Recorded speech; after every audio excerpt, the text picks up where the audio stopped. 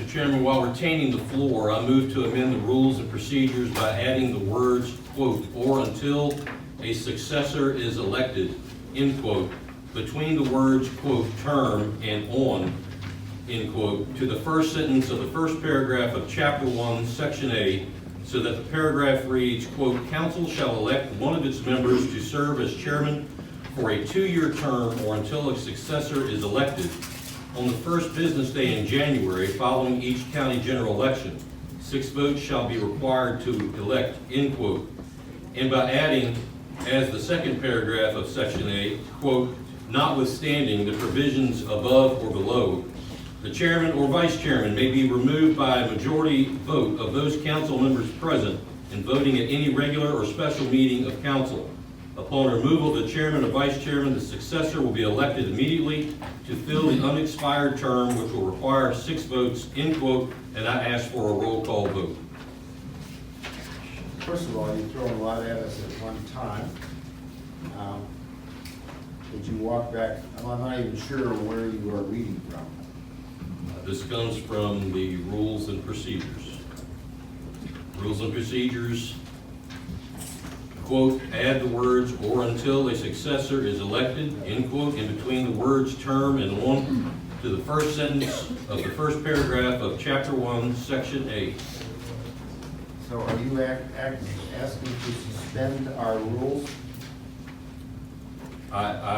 While retaining the floor, I move to amend the rules and procedures by adding those words and paragraphs.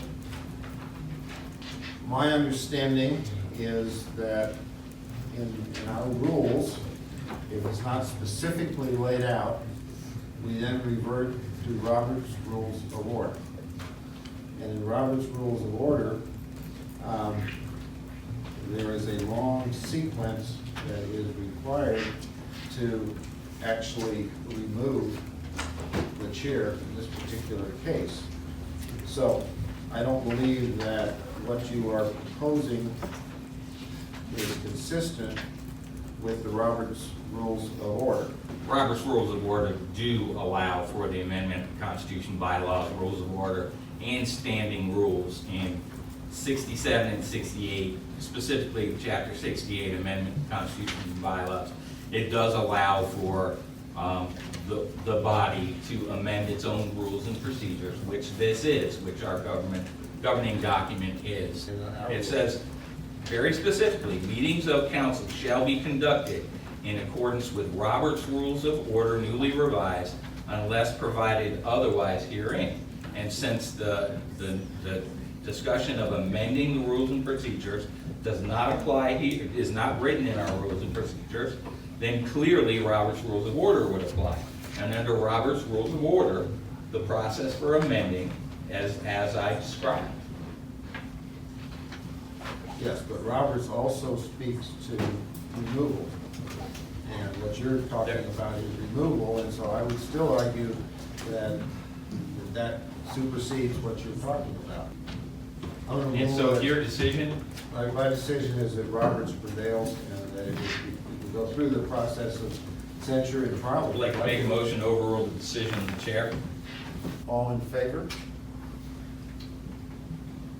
Opposed?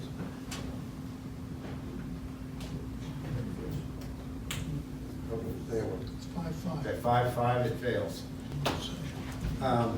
We now have public comment. Mr. Chairman, I should retain the right to the floor. I believe. No, we have taken your, when we took the vote, that was taken care of. I believe he did retain I rights. did retain the floor, Mr. Chairman.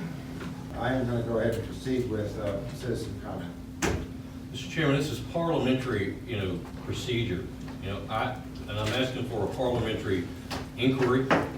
My words were while retaining the floor. Okay, go ahead. I move for removal of the chairman, and I call for a roll call vote. I'll rule that out of order How's that out of order? because I just described the rules of Roberts, which prevail if our rules don't cover it, and our rules don't cover it. And we just took a vote on changing the rules, and we didn't change them. So we're gonna hijack the rules and procedures based on false interpretation. Is that what I'm understanding? No, we took a vote. We took the actual vote that you asked to be taken.